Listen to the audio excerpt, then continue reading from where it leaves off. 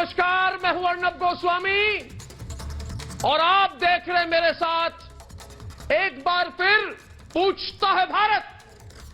देशवासियों, पश्चिम बंगाल में 6 महीने बाद चुनाव होने हैं, लेकिन बंगाल का चुनावी रण अभी से सज चुका है। एक तरफ अमित शाह के मिशन बंगाल से बीजेपी कार्यकर्ता ममता के किले में जीत का तैयारी कर रहे हैं, तो दूसरी तरफ भारतीय जनता पार्टी की बढ़ती लोकप्रियता से ममता बौखला गई है। लिहाजा वो 3 आईपीएस अधिकारियों को उनके तबादले पर केंद्र से भिड़ गई है। ममता ने अपने इन तीनों चहेते अधिकारियों को बचाने में वो लग गई है। कहा है कि केंद्र तानाशाही कर रहा है। देशवासियों, मैं ममता बनर्जी से पूछना चाहता हूं कि आखिर केंद्र के इस फैसले से ममता को ऐतराज क्यों है? उन्हें देश के संविधान पर भरोसा क्यों नहीं है? जब अधिकारी केंद्र सरकार के हैं तो फिर उन्हें केंद्र क्यों नहीं बुला सकता है? ममता केंद्र के अधिकारों पर हमला क्यों बोल रही है? दोस्तों, मैं बता देना चाहता हूं कि ये 3 वही अधिकारी हैं जिन्हें बंगाल दौरे में गए बीजेपी अध्यक्ष जेपी नड्डा की सुरक्षा की जिम्मेदारी दी गई थी, लेकिन ये अपनी जिम्मेदारी निभाने में फेल हो गए। बीजेपी अध्यक्ष जेपी नड्डा पर हमले की तस्वीरें हमने सबने देखी। अब बंगाल की मुख्यमंत्री इन्हीं अधिकारियों को बचाने में लगी है। आज पूरे देश को बताइए ममता जी कि किस अधिकार से आप इन तीनों आईपीएस अधिकारियों को केंद्र में नियुक्ति का विरोध कर रहे हैं? जब केंद्रीय गृह मंत्रालय को आईपीएस अधिकारियों के तबादले का अधिकार है, तो फिर दीदी इस अधिकारों के हनन का रंग क्यों देना चाहती है? पूछता है भारत, क्या इन्हीं के दम पर बंगाल में ममता बनर्जी सरकार की तानाशाही चल रही है, इसलिए ममता इस विरोध कर रही है? क्या ऐसे अधिकारियों के दम पर ही ममता बनर्जी अपनी सियासत बचाना चाहती है? क्या ममता इन्हीं के दम पर बंगाल में बम, बंदूक और बवाल की सियासत कर रही है? देशवासियों, मैं आपको बता देना चाहता हूं, आंकड़े बेहद चौंकाने वाले हैं। बंगाल में अब तक 150 बीजेपी कार्यकर्ता मारे जा चुके हैं। यह ममता राज की हकीकत है दोस्तों, जिसे उखाड़ फेंकने के लिए बीजेपी ने मिशन बंगाल का बिगुल फूंका है, जिससे ममता बनर्जी बौखलाई हुई है। ममता की बौखलाहट की एक और वजह है, वो अपना कुनबा संभाल नहीं पा रही है। किला दरकता जा रहा है। एक एक कर उनके करीबी लोग पार्टी छोड़ रहे हैं। मंत्री से विधायक तक ताला बदल रहे हैं। उन्हें समझ आ गया है कि ममता का जहाज अब डूबने वाला है, इसलिए ममता अब बेचैन हो गई है। वो चाह रही है कि किसी तरह से अपने किले को वो बचा ले, इसीलिए अब ममता आरोप खेल रही है। उनके कार्यकर्ता सड़कों पर खून बहाने से बाज नहीं आते आजकल, और ममता विक्टिम कार्ड खेलती है। यह कैसी सियासत है दोस्तों? यह किस तरह की सियासत है? इसलिए आज सिर्फ मैं नहीं, आज पूछता है बंगाल और पूछता है सारा भारत कि क्या बंगाल में सियासी बवाल मचाकर अपना गढ़ बचा पाएंगी ममता दीदी? और पूछता है भारत, जब नियमों के तहत आईपीएस अधिकारियों की केंद्र में नियुक्ति हुई है तो विरोध में क्यों है ममता बनर्जी? और पूछता है भारत दोस्तों कि क्या बीजेपी की बढ़ती लोकप्रियता से ममता बनर्जी बौखला गई हैं? उन्हें हार से डर सता रहा है। और आज का सबसे बड़ा सवाल तो पूछता है भारत कि अभी तो बंगाल में चुनाव दूर है, लेकिन अभी से इतनी बौखलाहट यह दिखा रही है कि चुनाव से पहले ही हार मान चुकी है ममता बनर्जी। यह सवाल सिर्फ मैं नहीं, आज मेरे साथ आप भी पूछिए और पूछता है सारा भारत।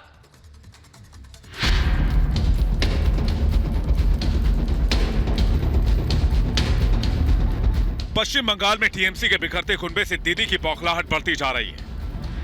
कभी वो केंद्र पर बरस रही हैं तो कभी बीजेपी नेताओं पर। टीएमसी के दिग्गज शुभेंदु अधिकारी ने उनका साथ क्या छोड़ा, दीदी का पारा 7वें आसमान पर पहुंच गया। एक तरफ शाह की अगुवाई में सर्वश्रेष्ठ प्रदर्शन करने के लिए बीजेपी के हौसले बुलंद हैं, तो दूसरी तरफ कुर्सी छीनने के डर से ममता दीदी की नींद अभी से उड़ी हुई है। मंत्री तो अभी हैं ऐसे कि जो कि बहुत नाराज हैं। 4 सांसद हैं जो बहुत नाराज हैं और कम से कम 20 से 22 विधायक ऐसे हैं जो सरकार के पूरे व्यवस्था से, संगठन की व्यवस्था से बहुत नाराज हैं। अब ये नहीं कहता कि वो बीजेपी में आएंगे, पर टीएमसी से नाराज मैं जरूर कहता हूँ। बंगाल में 3 आईपीएस अधिकारियों के ट्रांसफर को लेकर ममता और केंद्र आमने सामने हैं। लड़ाई तब शुरू हुई जब गृह मंत्रालय ने बंगाल के 3 आईपीएस अधिकारियों की केंद्र में नियुक्ति कर दी, लेकिन ममता बनर्जी ने केंद्र पर गलत शक्तियों के इस्तेमाल का आरोप लगाते हुए इन अधिकारियों को भेजने से साफ मना कर दिया। ये तीनों अधिकारी बीजेपी राष्ट्रीय अध्यक्ष जेपी नड्डा की सुरक्षा के इंचार्ज थे, जब पिछले हफ्ते उनकी कार के काफिले पर हमला हुआ था।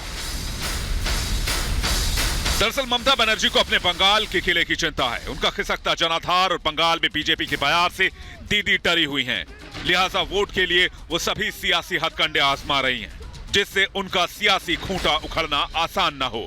लेकिन सवाल यह है कि जब केंद्र नियमों के मुताबिक आईपीएस अधिकारी की केंद्रीय प्रतिनियुक्ति कर रहा है, तो दीदी इनके बचाव में क्यों उतरी हुई हैं? पूछता है भारत। और पूछता है भारत में आज डिबेट शुरू करेंगे गौरव भाटिया, जिनकी टक्कर होगी आज मोहम्मद एहतशामुल हक तृणमूल कांग्रेस के, और हमारे साथ आज विनय सिंह, संजीव उनियाल, पूजा श्री, पतिकिरित पाइन, और उनके साथ आज सैयद आसिम वकार, बादल देवनाथ, विनोद सिंह और दीपक झा। एहतशामुल हक जी, मैं पूछना चाहता हूं कि ममता इन दिनों इतनी बौखलाई हुई क्यों घूम रही हैं? मैं बता दूं, ममता को बीजेपी से डर लगने लगा है। 9 साल तक उनको कोई चैलेंज नहीं कर रहा था, और अब ममता को डर लगा है कि बीजेपी उनके गढ़ में सेंध लगा रही है। सबको पता, आपको भी पता है हक साहब, नहीं तो कोई ऐसे रिएक्ट करता है क्या? हक जी, कोई ऐसे रिएक्ट करता है क्या? बताइए मुझे, पूछता है भारत। ऐसे कोई बात करता है क्या? नड्डा फड्डा छड्डा भड्डा, ऐसे बात होती है क्या? ऐसे हमले होते हैं क्या कि ईंट पत्थर फेंके जाएं, मर्डर की कोशिश हो और आप कहें क्या नौटंकी? क्यों एहतशामुल हक जी, इतनी बौखलाहट है क्यों है भाई? बताइए मुझे, पूछता है भारत। बताइए गौरव भाटिया को।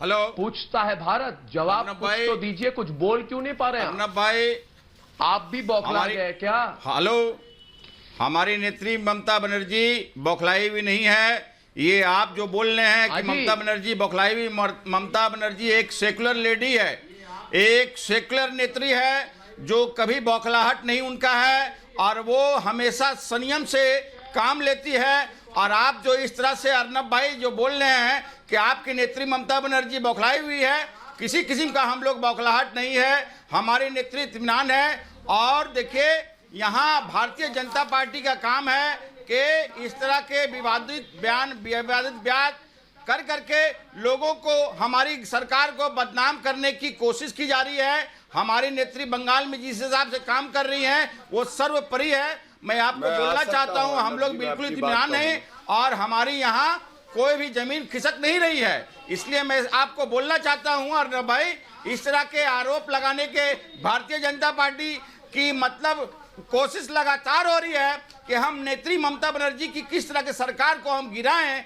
देखिए, जितना भी हो, यहाँ जनता सर्वोपरि है और जनता के दिल में, लोगों के दिल में ममता बनर्जी दिल में बसती है। ये मैं आपको बोल देता हूँ। अरे गौरव भाटिया, अपोजिशन जितना भी क्या बात है। कुछ कर ले। मुझे तो लगता है ममता बनर्जी को लग रहा है कि उनका किला दरक रहा है, करेगी ये बात, उनका किला दरक रहा है, ममता बनर्जी, इसीलिए ममता बनर्जी बेचैन है, उनकी रातों की नींद उड़ गई है। क्या बात कर रहे हैं?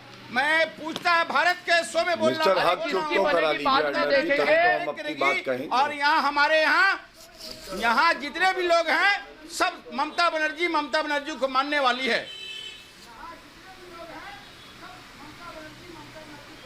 देखिए, हक जी ने जो बात कही, उनके मुंह से दो शब्द निकले, सेक्युलर लेडी और जनता। तो पहले सेक्युलर लेडी पे कहते हैं।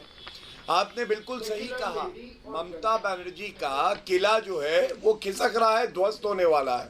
और ममता बनर्जी क्या कह रही हैं अर्नब जी? वो कह रही हैं, मेरा दामन न छोड़, मेरा दामन न छोड़, मेरा दिल न तोड़। शुभेंदु अधिकारी जी छोड़ दिया, जितेंद्र तिवारी जी छोड़ दिया। अरे किस बात की सेक्युलर लेडी? ये तो वो लेडी है हक जी जो हिंदुओं को कहती है कि जय श्री राम बोलोगे तो तेरी चमड़ी उधेड़ दूंगी, और मुसलमानों को कहती हैं कि तू वो गाय है जो मुझे दूध देती है, तेरी लत्ती भी मैं सह लूंगी। ये सेक्युलर है, सेक्युलरिज्म है।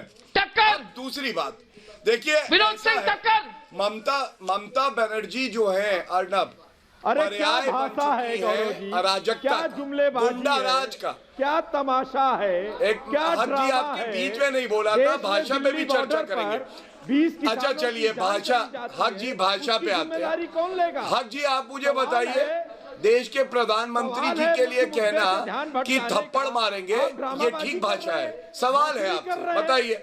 मैं पूछ रहा हूँ, आपने भाषा की बात करी।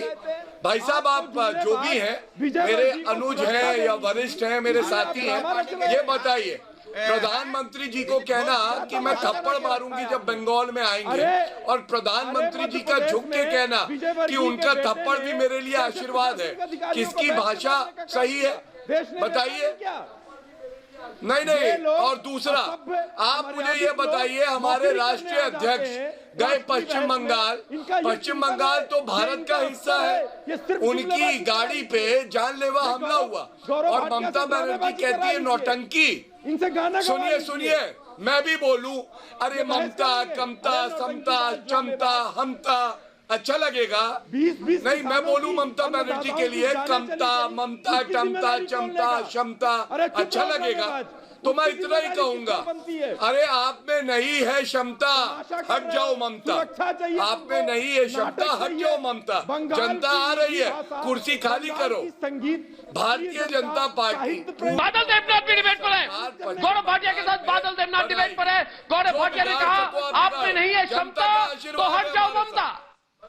जिसमें नहीं है क्षमता, हट जाओ ममता, ये नारा पूछ रहा है भारत में। गौरव भाटिया का नारा है। बादल देवनाथ डिबेट पे आएंगे। बादल देवनाथ, गौरव भाटिया आक्रामक डिबेट कर रहे हैं। विनय सिंह जी, संजीव उनियाल, मैं जी भारत में आ गया। और अर्नब जी, पहला प्रोग्राम है आपका रिपब्लिक भारत में। पहले तो मैं आपको शुभेच्छा, मैं प्रणाम करता हूँ, सभी पैनलिस्ट को मैं प्रणाम करता हूँ। और एक बात है गौरव जी, सुन लीजिए, आपके साथ बहुत बार डिबेट हुआ मेरा, बीच में मत बोलिए, कोई बीच में मत बोलिए। और ये जो हड्डा नड्डा कह रहे हैं ना, तो अमित शाह जी क्या कहते हैं, जेपी नड्डा, मुकुल राय, दिलीप घोष क्या कहते हैं हर दिन? दिलीप घोष क्या कहता है आप जानते हैं? किसी को बोलता है शमशान में भेजेगा, किसी को मारेगा, पुलिस पिटाएगा। अर्नब भाई, कुछ दिलीप घोष प्रदेश अध्यक्ष कहते हैं। भाई सेकुलर का भी जो इन्होंने बात कही है, मैं आपको बता दूं, आईपीएस का जो बात कह रहे हैं ना, ये आईपीएस कमीशन फॉर वुमेन ने लेकिन नोटिस जारी किया है महाराष्ट्र के डीजीपी को। झारखंड के मुख्यमंत्री पर आरोप है एक माइनॉरिटी समाज की लड़की से रेप करने का, बलात्कार करने का। ये इनका सेकुलरिज्म है कि इनके नेता एक माइनॉरिटी समाज की लड़की से बलात्कार करते हैं। आज अभी कुछ घंटे पहले नेशनल कमीशन फॉर वुमेन ने महाराष्ट्र डीजीपी को नोटिस किया है। इनका सेकुलरिज्म ये है कि जो कोयला माफिया है रोज का 10 करोड़ रुपया कमाता है, और किसके छत्र छत्र छाया में काम करता है, तो ममता बनर्जी और उनके भतीजे की छत्र छाया में काम करता है। वहां कोयला माफिया इनकम टैक्स ने जो आंकड़े दिए हैं कि कोयला माफिया रोज 10 करोड़ कमाता था, रोज 10 करोड़ बांटता था।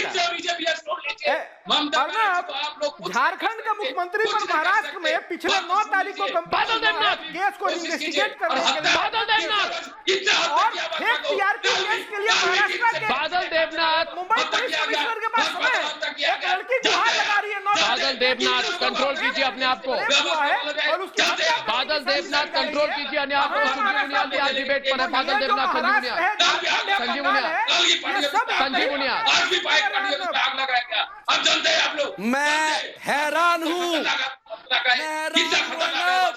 ये खास तौर से ममता का खिसियानी बिल्ली खंबा नोचे, ये साफ साफ निकल कर आ रहा है कि जब 40% वोट एक भारतीय जनता पार्टी के पास जाने को तैयार है और 12 स्टेट्स में एक छत्र राज भगवा का लहर रहा है और बिहार में दोबारा से स्थापित कर दिए जाते हैं, तो ममता को डर लगने लगता है। शुभेंदु अधिकारी जो उनके जंगल से निकलकर फ्री एयर में सांस लेने के लिए जा रहे हैं, तो इन्होंने 3 आईपीएस अधिकारियों को, जो कि अपने शुभेंदु अधिकारी को पकड़ नहीं पाई, तो 3 आईपीएस अधिकारी को जो कि सेंटर के। बादल देवनाथ अपने आप को कंट्रोल कीजिए। अरे कॉन्स्टिट्यूशन, बादल देवनाथ अपने आप को कंट्रोल कीजिए। शर्म आनी चाहिए। बादल देवनाथ अपने आप को कंट्रोल करें। ये क्या हो रहा है? ममता बनर्जी आ रहा है। बादल देवनाथ अपने आप को कंट्रोल करें। बादल देवनाथ अपने आप को कंट्रोल करें। बादल देवनाथ अपने आप को कंट्रोल करें। जब सारे दर्शकों को कह रहा हूं, बादल देवनाथ आपको पहली चेतावनी दे रहा हूं, अपने आप को कंट्रोल कीजिए। आप कंट्रोल कीजिए अपने आप को, अपने भावनाओं को, अपने शब्दों को, उसमें संयम रखें। अपने आप को कंट्रोल कीजिए बादल देवनाथ जी। ये क्या हो रहा है? ये क्या कर रहे हैं आप? मानव जी हम आप ऐसे ही चिल्ला रहे। पूजा श्री डिबेट पर है, उन्होंने कुछ नहीं बोला है। जी हम सब नहीं, गलत बात हो रही है। ये क्या हो रहा है?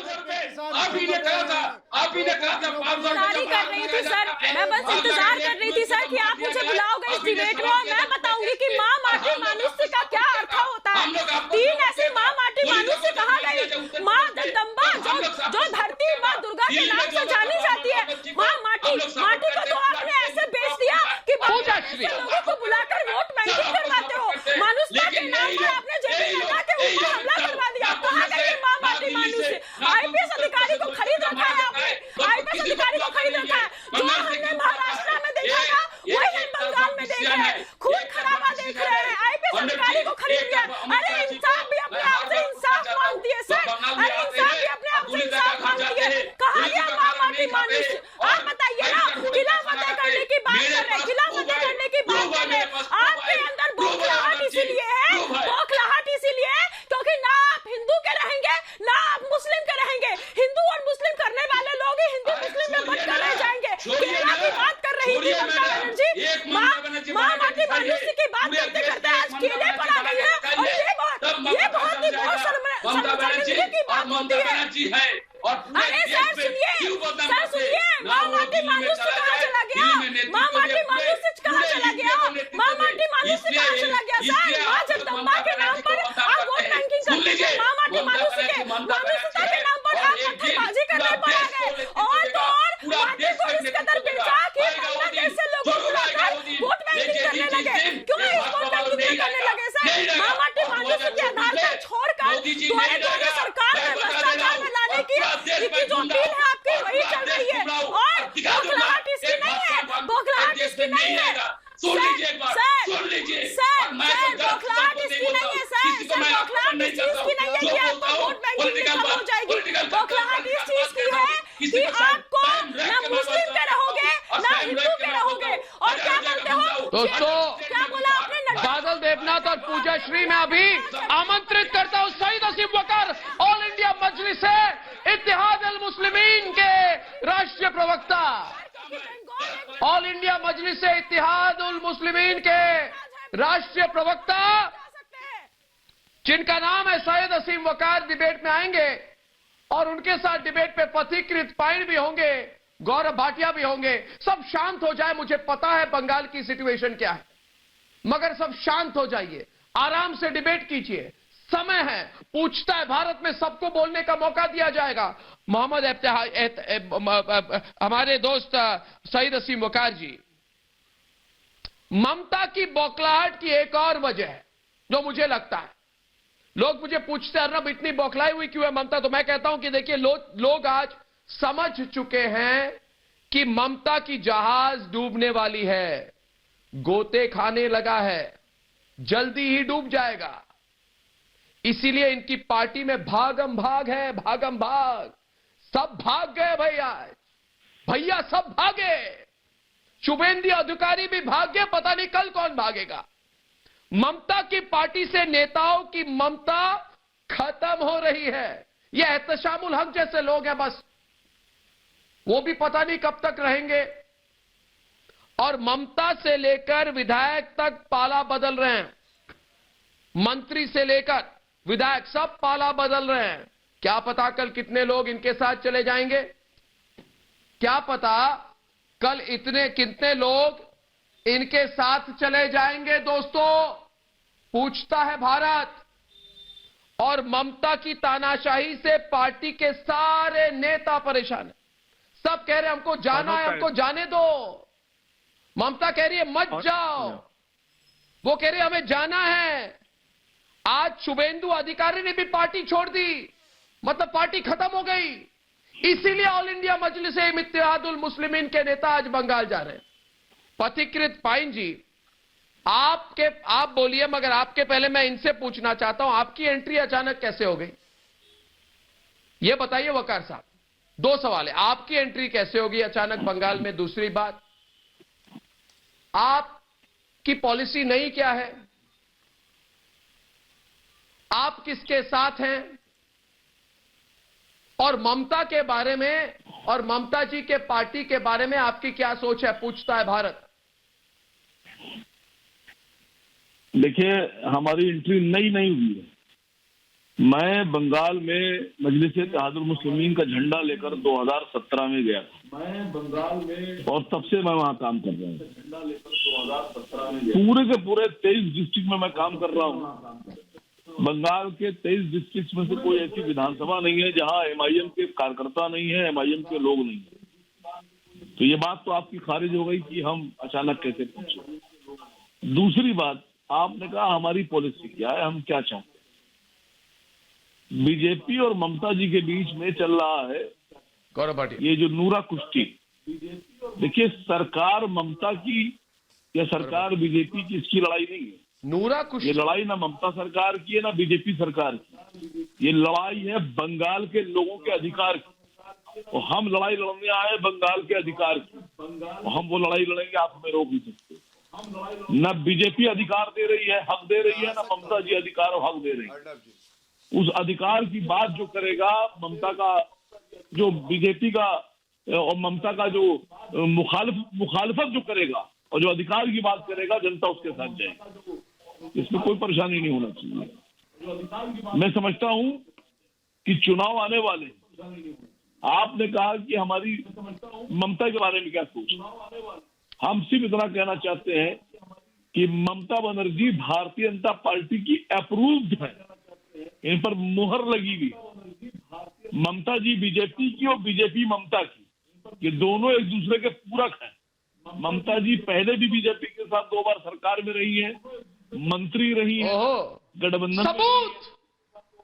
सबूत मैं आ जाऊं, पूछता है भारत, सबूत सामने रखिए।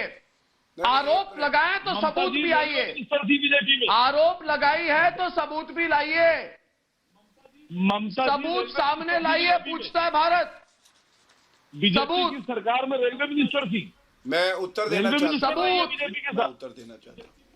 अब इसमें क्या मैं सब, और आप कांग्रेस पार्टी के पार्टनर थे हैदराबाद में, आप अंतोनिया माइनो की पार्टी के साथ पार्टनर थे। मैं मना कर रहा हूं, पहले था, अब नहीं हूं। दिक्कत क्या उसमें? आप मना कर दीजिए। ममता जी बीजेपी के साथ 2 बार नहीं रही, ममता जी सरकार, मगर तो वो भी पहले थे, अब नहीं है। मुझे एक मौका दीजिए। आपने कहा मैं पहले था नहीं हूँ, बातचीत कर, तो वो भी कह सकते हैं हम पहले थे अब नहीं है। क्या बोल रहे हैं आप? गौरव भाटिया ऑल इंडिया मजलिस इत्तेहादुल मुस्लिमीन के प्रवक्ता ने आप पर आरोप लगाया, आप चुप क्यों हैं? आइडियोलॉजी आप चुप क्यों हैं गौरव भाटिया जी? मैं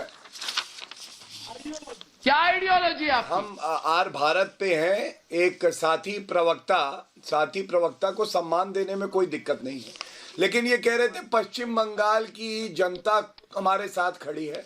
ये लड़ाई क्या है अर्नब जी, मैं आपको बताता हूँ। कल की बात है, कल इनके जो अध्यक्ष हैं ओवैसी जी, उन्होंने क्या कहा, ममता जी मुसलमानों की राजनीति करती हो आप, मुसलमान आपकी जागीर नहीं है। तो ये गेम क्या है? ये गेम केवल इतना है कि कौन बड़ा मुसलमान, ओवैसी या ममता। ममता बनर्जी ने क्या कहा? ममता बनर्जी ने कहा क्या ये सच है? वकार जी आप हिंदू मुस्लिम पॉलिटिक्स कर रहे हैं बंगाल में, सच है क्या? तो क्या मैं कच्चा केला खाऊंगी? नहीं, एक मिनट अर्नब जी, मैं अपनी बात पूरी कर लेता। बहुत महत्वपूर्ण बात बोलने जा रहा हूं आप ही के चैनल पे, केवल मुझे 30 सेकंड दीजिए, उसके बाद सैयद वकार आ जाएंगे। धन्यवाद। तो कल कह रहे थे ओवैसी जी कि मुझे तो भारतीय राजनीति की लैला बना दिया गया है। लैला तू ही है जिसने किया भारतीय राजनीति को मैला। और मैं क्यों कहता हूं, आप कहते हो मुस्लिम मुस्लिम मुस्लिम, मैं पूछता हूं क्या हिंदू सिख ईसाई पारसी जैन बुद्ध ये लोग नागरिक नहीं है भारत के? और अगर सोचिए अर्नब जी, सारे हिंदू सोच लेंगे कि केवल और केवल एक पार्टी भारतीय जनता पार्टी को वोट करेंगे, इनका सुपड़ा साफ हो जाएगा, इनकी दिखाई नहीं देगी, एक सीट नहीं आएगी। इसीलिए कहते हैं धार्मिक राजनीति मत करिए और अपने नाम का मुस्लिमीन हटाइए। पहले अगर सेक्युलर है, अगर शपथ संविधान के लिए है, अपने नाम का मुस्लिमीन हटाइए और करिए भारतीय। ये मुस्लिमीन शब्द क्या एक धर्म विशेष के लिए आप बने? नहीं। और ओवैसी जी तो वो हैं जो कहते हैं कि 15 मिनट के लिए पुलिस हटा लो, मजा चखा दूंगा। इनके प्रवक्ता 15 करोड़ 100 करोड़ पे भारी हैं, 5,000 रुपए का पान खिलाने लगे थे। ये अच्छी बात नहीं है। अगर लड़ना है तो सबके लिए चुनाव लड़िए, एक धन विशेष की सांप्रदायिक राजनीति बंद करिए, विकास की राजनीति की बात करिए, जैसे भारतीय जनता पार्टी, जैसे हमारे राष्ट्रीय अध्यक्ष जाके करके आए कि हम वो स्कीमें लागू करेंगे सेंटर की जो जी ने नहीं लागू होने दी हैं, विकास करेंगे वहां पे। ये राजनीति करिए। धन्यवाद। देखिए, भारतीय जनता पार्टी के जनाब गौरव साहब, शायद असीम वकार जी, आरोप आपने लगाया, उल्टे आरोप आप पर लग गए। क्या आपने ऐसी हिंदू मुस्लिम पॉलिटिक्स की है? और अगर की है तो कारण क्या है? कोई और विषय पर आप बंगाल में राजनीति नहीं कर सकते क्या? विकास के मुद्दे पर नहीं कर सकते क्या? यही है मुस्लिम वोट हमें चाहिए, ऐसी बात आपने कही है तो अब मानिए, कही है तो खुलकर आज लाइव टीवी पे बता दीजिए, हाँ हमने ऐसी पॉलिटिक्स की है। उसकी वजह बताइए, उसका कारण बताइए, अपनी विवशता को बताइए। आप इतने विवश क्यों हैं कि और कोई इशू ही नहीं है आपके पास? वकार जी आपको बताना होगा। अरे बोलने तो दीजिए हजरत, बोलने तो दीजिए भाई। देखिए, अभी एक चुनाव हुआ हैदराबाद, भारतीय जनता पार्टी के पूरे राष्ट्रीय नेतृत्व से लेकर और वार्ड नेतृत्व तक मौजूद था। बीजेपी ने 150 सीटों पर चुनाव लड़ा और हमने लड़ा 51 सीटों पर। अब इनसे गौरव जी से पूछे कि आप हिंदू मुस्लिम नहीं करते हैं, आपके लिए सब बराबर हैं, तो 150 सीट चुनाव लड़ी आपने कितने मुसलमानों को टिकट दिया? हम बताते हैं आपसे हमने कितनों को दिया। अभी इस चुनाव से पहले बिहार में चुनाव हुआ, आप कहां से कहां ले गए विषय को? आप ये हिंदू मुस्लिम पॉलिटिक्स पर नहीं, मुझे अच्छा नहीं लग रहा है। क्या कर रहे हैं? हमने तो कुल जो भी इलेक्शन हो वही आपका एक ही फॉर्मूला। हम हिंदू भाइयों को साथ लेके चल रहे। हमने 20 सीटों में भी उनका हक दिया, हमने उनको नहीं छोड़ा। मैं उत्तर दे दूं इनकी बात। बिहार में बीजेपी ने कितने मुसलमानों को टिकट दिया? जरा लिस्ट जारी कर दीजिए। यही बताना चाह रहे हैं ना।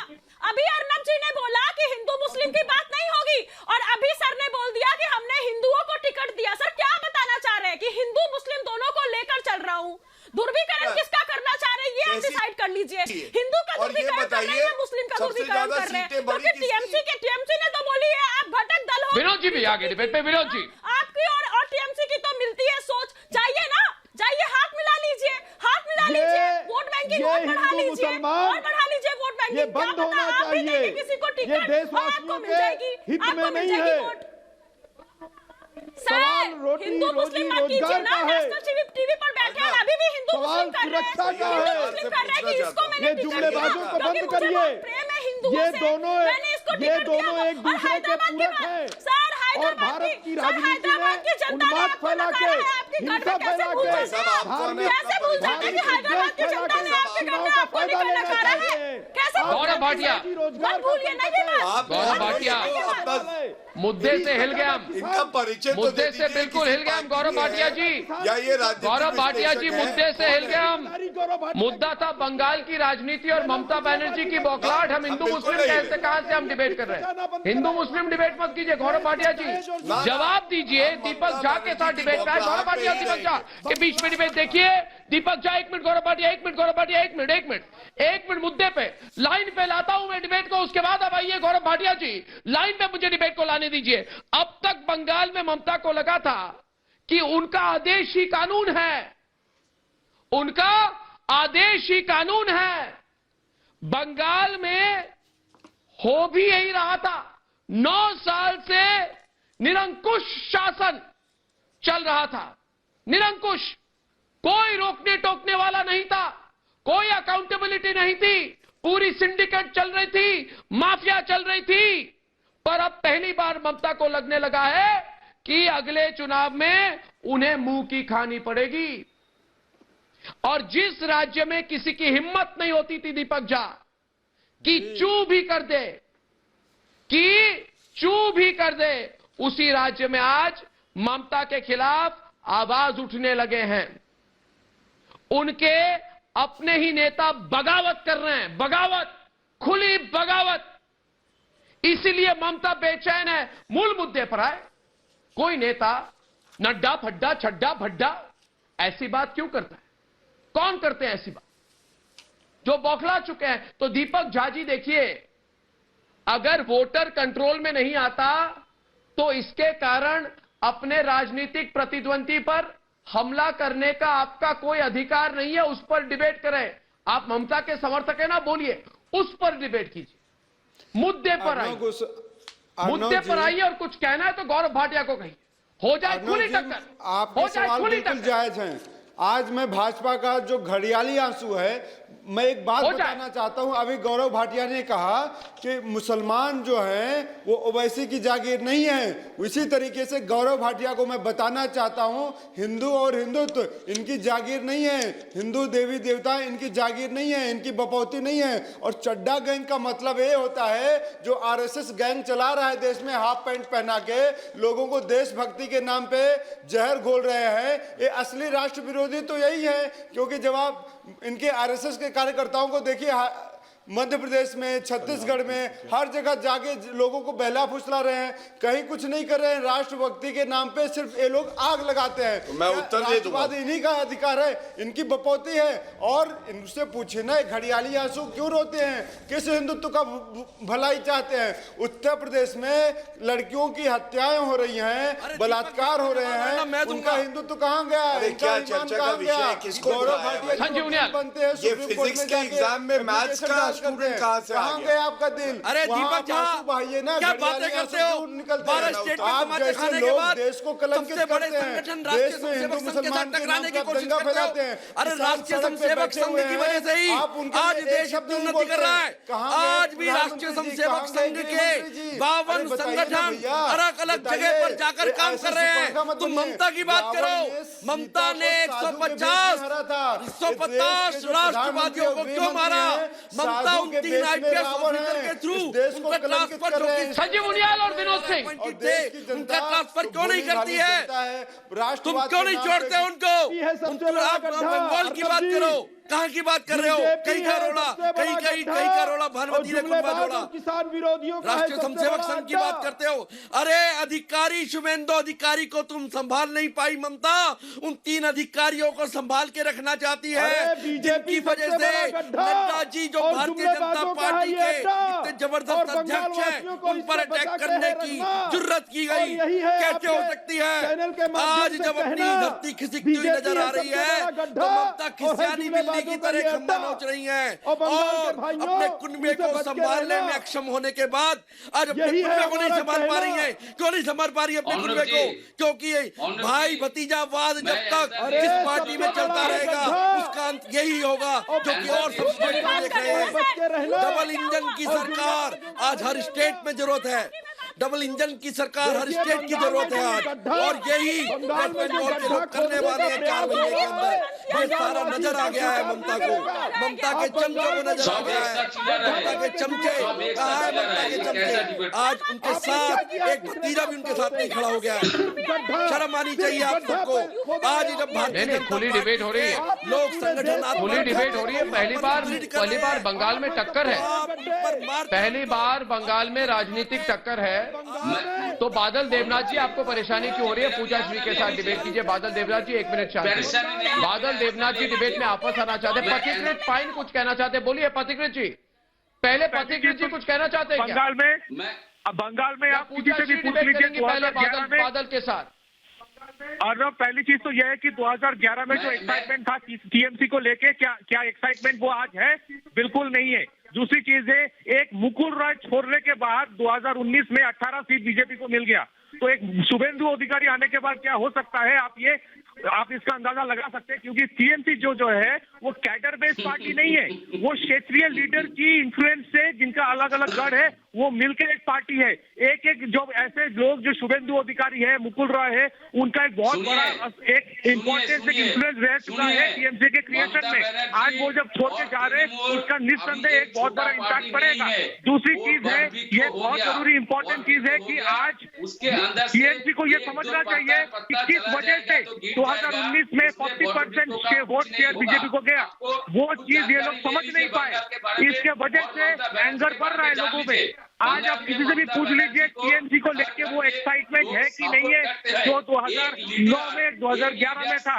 आज शुभेंदु अधिकारी की तरह जो लोग हैं जिनका ऑर्गेनाइजेशनल कैपेबिलिटी है, उनको वन टर्म लीडर रिप्लेस नहीं कर सकते। आप लोग जितना भी यहाँ चिल्ला ले, बुनियादी हालत तो ये है कि नौकरी की भी प्रॉब्लम यहाँ पे है। That is a reality. आप एक बात बताइए, जहाँ से सिंगूर से चला गया टाटा नैनो फैक्ट्री सानंद में, विनय सिंह जी आइए डिबेट पे। विनय सिंह जी एहतशामुल हक कैसे चुप है आप देख रहे हैं? विनय सिंह जी हक आपको देखिए। विनय सिंह जी जरा एहतशामुल हक जी को देखिए, वो तो कुछ ही नहीं बोल रहे, वो कुछ नहीं बोल रहे। जिनको अपने पार्टी के बारे में बोलना चाहिए वो कुछ नहीं बोल रहे, आप देख रहे हैं। और मैं पूछता हूं इन्हें, अर्नब जी मैं बोलना चाह रहा हूं, मैं पूछता हूं इन्हें हक साहब ममता और कि क्या ममता को लोकतांत्रिक तरीके पर भरोसा नहीं है? पूरे बंगाल में क्लाउट है, कोई भी नहीं है छोटे-छोटे लीडर्स जिनका अपना एक क्लाउट है, अपना एक एरिया है जहां नहीं है ममता बनर्जी चक्कर में। क्यों आपने कहा मैं एहतशामुल हक जी, 1 मिनट एहतशामुल हक जी, मैं तो एहतशामुल हक जी मेरी बात सुनिए 1 मिनट में सवाल कर लेता हूं, उसके बाद आप दोनों टक्कर में डिबेट कीजिए। मेरे सवाल को सुनिए, मैं कह रहा हूं कि अगर कोई पार्टी मजबूती से चुनाव लड़ना चाहता है तो उस पर हमले करवाए जाते हैं। ऐसा क्यों पूछता है भारत? वो तो छोड़ खुली गुंडागर्दी होती है और टीएमसी के कार्यकर्ता अपने झंडे लहराते हुए हमले करते हैं। ऐसा क्यों पूछता है भारत? और पूछता है भारत की विरोध की आवाज कुचलने के लिए बम फेंकना, गोलियां चलवा देना, ये लोकतंत्र है क्या? पूछता है भारत। एहतशामुल हक जी मेरे सवाल का जवाब दें। बनर्जी जो है वो सबके लिए काम करती है, आपके बोलने से नहीं होगा। आप जो है एक पक्ष आप बात रखते हैं, आप हमारी नेत्री के कितने कार्यकाल हुए, कितना महाराष्ट्र की आप देखे हैं, आप अभी हमारे मुस्लिम लड़की का बलात्कार यात्रा चल रहा है, लोगों के द्वार हमारी ने किया है। लोग हैं, आज सब जा रहे हैं। नोटिस दिया है। बिहार में सरकार है, पूरा देश हैरान है। क्यों नहीं बात करते हैं? आप हमारे यहाँ जो बंगाल में सियासत में सत्ता नहीं हुई उस पर क्यों नहीं बात करते हैं? पूजा श्री आगे डिबेट पे लेकर के आप लोग बोलने मांगते हैं। पूजा श्री डिबेट पर है, पूजा श्री डिबेट पर है, पूजा श्री, पूजा श्री आप, पूजा श्री डिबेट पर है, सामने भी आगे पूजा श्री आप, पूजा श्री आप विनोद के साथ डिबेट पे आइए। पूरा देश हैरान है, पूरा देश हैरान है आज, पूरा देश हैरान है आज कि माँ, माटी और मानुष का नारा देने वाली ममता बनर्जी की पार्टी को क्या हो गया? माँ, माटी, मानुष का नारा देने वाली ममता बनर्जी की पार्टी को क्या हो गया? के भाइयों बहनों से है कहना, कृपया इनसे बच के रहना, इनके झांसे में ना आना और बंगाल को बीजेपी के गड्ढा बनाने से है बचाना। बीजेपी है सबसे बड़ा गड्ढा, जुमलेबाजों का है ये अड्डा। निष्पक्ष अगर कोई लड़ना चाहे भाजपा है सबसे बड़ा गड्ढा, जुमलेबाजों का है ये सबसे बड़ा अड्डा। और बंगाल के भाई और बहनों, कृपया इनसे बच के रहना। अरे अपनी लॉ एंड ऑर्डर देखो ना, बंगाल है राष्ट्र का गहना, बंगाल है राष्ट्र का गहना। आईपीएस तक को खरीद लिया जाता है। भारतीय जनता पार्टी का अत्याचार न सहना। गौरव भाटिया डिबेट में आइए। गौरव भाटिया ने नारा लगाया था, उल्टा नारा आज विनोद सिंह हमारे प्रोग्राम पर लगा रहे हैं। उनके नारा को सुनिए। उन्होंने कहा भाजपा है सबसे बड़ा गड्ढा। गौरव भाटिया जी फिर से बोलिए, जुमलेबाजों का सबसे बड़ा अड्डा। देखिए बीजेपी है सबसे बड़ा गड्ढा और जुमलेबाजों का है ये अड्डा। और बंगाल की जनता से है कहना, कृपया भाइयों बहनों इनसे बच के रहना। देश में तमाशा बना के रखा है।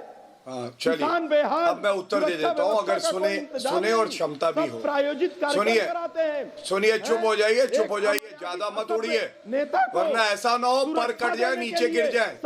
अपनी अपनी बारी में बोलेंगे तो अच्छा लगेगा। चुप हो जाइए, सुनिए।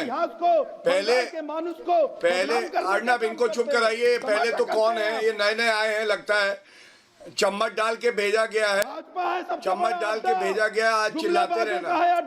अरे फिजिक्स सुनिए, तुम्हारी पार्टी है भारतीय जनता पार्टी है वो जो पूरे देश के जितने नागरिक है उनके दिलों में राज करती है। और गड्ढा गड्ढा कर रहे हो ना, सुनो, गड्ढा गड्ढा गड्ढे, सुन गड्ढे, सुनो, जो जितनी गंदगी होती है वो गड्ढे में ही डाली जाती है। तुम लोगों की जो गंदी सोच है उसे गड्ढे में ही डाल के दफनाएंगे। गड्ढे, सुन गड्ढे, कहाँ है तुम्हारे अड्डे? कहाँ है तुम्हारे अड्डे? गड्ढे इतना घुसा देंगे जमीन के अंदर कि सीढ़ी लगा के भी निकलोगे ना, निकला नहीं जाएगा। अर्नब, अब मैं एक बात कहूंगा, ममता बनर्जी वो है जो अराजकता की मूर्ति है। इन्होंने संविधान की शपथ की लेकिन संविधान को खुद तार तार करती है। चुप गड्ढे, गड्ढे चुप करिए। गड्ढे, गड्ढे कहाँ है तुम्हारे अड्डे? सारे के सारे अड्डे तोड़ेंगे। गंदगी को गड्ढे के अंदर डाला जाता है, तुम्हें भी गंदगी समझ के अंदर डालेंगे। तुम्हारी सोच बड़ी गंदी है। ये अड्डे गड्ढे पट्टे करने से नहीं चलेगा। कुछ संविधान पढ़ो, बताओ। अच्छा ये बताओ, अनुच्छेद 14 क्या कहता है संविधान का? संविधान का अनुच्छेद 19 क्या कहता है? बताओ गड्ढे, गड्ढे, ओ गड्ढे, गड्ढे, अनुच्छेद 19 क्या कहता है? गड्ढे बोलो गड्ढे, गड्ढे। हवा निकल गई। फिजिक्स के एग्जाम में मैथ्स के उत्तर देते हो, पढ़ी रटी रटाई स्क्रिप्ट बोल रहे हो। बोलो अनुच्छेद 19 क्या कहता है? अनुच्छेद 19 अर्नब मैं दर्शकों को बताता हूँ। अनुच्छेद 19 कहता है हर नागरिक को ये हक है, वो पूरे भारत में कहीं भी जा सकता है। ममता बनर्जी जो तार कर रही है रोहिंग्या से प्यार, रोहिंग्या से प्यार जो नागरिक भी नहीं है, और हमसे तुम्हें दुश्मनी क्यों भाई? ऐसा क्यों है? गड्ढे बताओ, गड्ढे। संविधान की आड़ में जुमलेबाजी बंद करो। अरे संविधान अच्छा बताओ, चलो अनुच्छेद 15 क्या कहता है? अनुच्छेद 15 पता है क्या कहता है? मैं बताता हूँ, आपको कुछ नहीं आता गड्ढे। अरे मेरे सवाल का जवाब दे, डिबेट कहाँ जा रहा है? अरे ये गड्ढे अड्डे के बीच में, ये गड्ढा और अड्डा के बीच में अरे मेरे डिबेट को बचाइए, रुक जाइए आप दोनों। गौरव भाटिया प्लीज, आप बहुत वरिष्ठ प्रवक्ता है, अगर आपको कोई उत्तेजित करने की कोशिश कर रहा है तो आप उत्तेजित क्यों हो रहे हैं भाई? नहीं है ये लोग, इन लोगों को नहीं, ये चड्डा फड्डा गड्ढा नड्डा इनकी बकवास सुनेंगे, अड्डे, ये सब क्या हो रहा है? मेरी बात सुनिए, मैं पूछता हूँ आज, मैं पूछता हूँ आज, मेरी बात सुने, मैं पूछता हूँ, शांत हो जाए, बहुत दर्शक फोन कर रहे हैं। क्योंकि ना इनको किसान से जितने चड्डा है आर भारत को, जितने किसी के ये बात नहीं हुई, आप शांति से, जो अपने गुरूर के लिए जानी जाती है, चड्ढाओं का अपमान किया इन्होंने, इनको जवाब देंगे आप देखिएगा। चड्ढाओं का अपमान किया इन्होंने चड्ढा के लिए आप शब्द कहे, तुम हो सबसे जितने चड्ढा है फोन करिए। कोई चड्ढा अगर सुन रहा है तो इनको फोन करके सुनाइए। जुमलेबाज भाजपा में है, छोड़िए गड्ढे, आप लोग बिना तैयारी के आते हैं पढ़ाई। जुमलेबाज, मैंने आपसे पूछा, आप अड्डा गड्ढा चड्डा पड्डा फड्डा सड्डा समझा रहे? अरे ये इसीलिए भाजपा है सबसे बड़ा गड्ढा। इनका नाम बताइए अर्नब, इनका नाम बताइए, मैं अभी इनको बताता हूँ। फिर इनका क्या नाम है भाई साहब का? विनोद सिंह। बताइए इनका नाम क्या है, परिचय दीजिए अपना। मैं गांधीवादी भारतीय तो सिंह तो इस देश का गुरूर है। विनोद, तुम्हारा नाम है विनोद, तो मैं कहूँ विनोद विनोद चिनोद विनोद विनोद, अच्छा विनोद विनोद चिनोद टिनोद किनोद सिनोद अच्छा लगेगा तुम्हें? इसीलिए बदतमीजी करते हो। आ गए ना, अरे तर्क लेके आओ, ये तुम्हारे घर वाले भी देख रहे होंगे ना, घर में घुसने नहीं देंगे, ऐसी चर्चा कर रहे हो। ये तुम्हारा स्तर है। नहीं, मैं बोलूं तुम्हें, मैं बोलूं विनोद किनोद पिनोद टिनोद क्या होता है ये? ममता बनर्जी के शिष्य हो क्या? सम्मान पूर्वक चर्चा करो, मैं चुप हो जाऊंगा। एक अगर बिंदु है चर्चा का तो अच्छा सा बताओ, उसका उत्तर दूंगा मैं। विनोद टिनोद मैं सिर्फ एक बात कहना चाहता हूँ, आप दोनों जरा चर्चा का स्तर है तुम्हारा। देखिए, एक मिनट, वकार जी ने कहा, देखिए ये कोई डिबेट है। वकार जी की बात पर जवाब दे। वकार जी आप दोबारा बताइए, क्योंकि आपने बहुत बड़ा आरोप लगाया था और मुझे लगा कि या तो गौरव भाटिया आपका जवाब नहीं देना चाहते या फिर उनके पास जवाब नहीं है। तो सवाल यह है, और आप फिर से बोलिए, आपने कहा इन दो पार्टियां टीएमसी और बीजेपी के बीच में नूरा कुश्ती हो रही है। आप ये आरोप लगा रहे फिक्स्ड मैच है, इस पर आप देता हूं। देखिए गौरव भाटिया जी, इस बात को आप अनदेखी मत कीजिए, मैं उत्तर दे बहुत बड़ा आरोप है। नहीं, आप फिर से बोलिए। पहले वकार जी फिर से आरोप लगाएंगे, फिर आप आरोप का जवाब देंगे, तभी दर्शकों को समझ में आएगा। आरोप लगाइए, आरोप लगाया जाए। वकार जी आरोप लगाया जाए। क्या हो गया सर? इस बात इतना अच्छा मौका तो आज तक आपको मैंने कभी नहीं दिया 10 सालों में। हिंदुस्तान का कोई लगाइए आरोप। कोई पॉलिटिकल लीडर, कोई प्रेस, कोई पत्रकार इस बात से इनकार नहीं कर सकता कि ममता बनर्जी 2 बार बीजेपी के साथ रही, बीजेपी के साथ मंत्रालय शेयर किया, मंत्री रही। दोनों की आइडियोलॉजी एक है, दोनों ही धोखे की राजनीति करते हैं, दोनों ही वादाखिलाफ। अगर ये गौरव जी कह दें कि नहीं मंत्री नहीं रही और इनकी आइडियोलॉजी सेम नहीं है, तो साहब मैं चुप हो जाऊंगा, उठ जाऊंगा। बोले आप कि आपके साथ मंत्री नहीं रही। मैं उत्तर दे दूं, मैं सैयद वकार की बात का उत्तर देना चाहता हूं। सैयद वकार जी, उत्तर दे दूं? अगर आप कहें तो उत्तर दे दूं।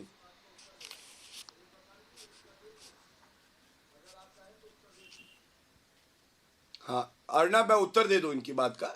पहली बात, नूरा कुश्ती की बात करी, कभी कहते हैं बी टीम, सी टीम, डी टीम, तो मैं इतना ही कहूंगा, कभी दारा सिंह को देखा है किसी टिंगड़ी पहलवान AIMIM की पहलवान से कुश्ती करते हुए? नहीं। सबका एक एक दायरा होता है, सबका अपना कद होता है, सबकी अपनी ताकत होती है। ये AIMIM वो है, इनको याददाश्त दिला दूं गजनी जी, सैयद वकार सुनिएगा, आप यूपीए सरकार का हिस्सा थे, आपको मालूम है सचल कमेटी रिपोर्ट कब आई थी? 2006 में। लागू क्यों नहीं कराई आपने? बताइए, नहीं लागू कराई। तो आप तो मुसलमानों के भी सगे नहीं है, ऐसा कोई सगा नहीं जिसको ओवैसी ने ठगा नहीं, और हमसे सवाल आप करते हैं भाई साहब। और दूसरी बात मैं बता दूं, हम अपनी ताकत अपनी टांगों पे दौड़ते हैं, हम किराए की बैसाखियां नहीं लाते हैं, ना हमें किसी की बैसाखियां चाहिए।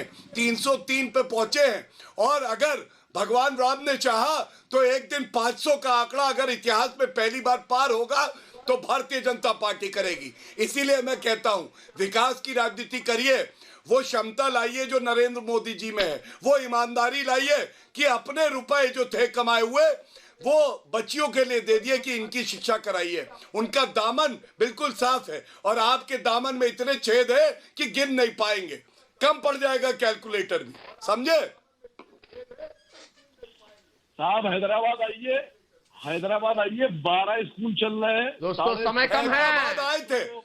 हैदराबाद आए थे सैयद वकार, हैदराबाद आए थे, आपने कहा था इलाका हमारा, इलाका आपका, धमाका हमारा।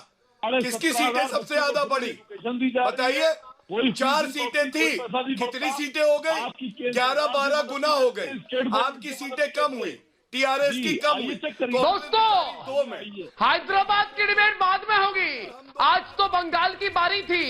दोस्तों, लोकतंत्र में प्रजा ही राजा होती है, अपने वोट के अधिकार से ही वो सरकारें चुनती है, लेकिन जब वोट के बदले उसे बदहाली, भुखमरी, बेरोजगारी और तानाशाही देखने को मिलता है, जनता खुद को ठगा हुआ महसूस करती है।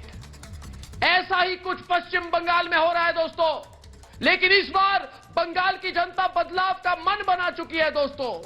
जनता के इस मूड को ममता भी भांप चुकी है, उन्हें पता है बदलाव आ रहा है, इसीलिए उन्हें हार का डर सता रहा है, लिहाजा वो अपना किला बचाने के लिए हर हथकंडे आजमा रही है। लेकिन ये जनता है, सब जानती है, ये कुर्सी पर बैठाना भी जानती है और कुर्सी से तुरंत उतरवाना भी जानती है। याद रखिए दोस्तों, कल शाम 7 बजे फिर मिलूंगा, तब तक के लिए धन्यवाद और नमस्कार।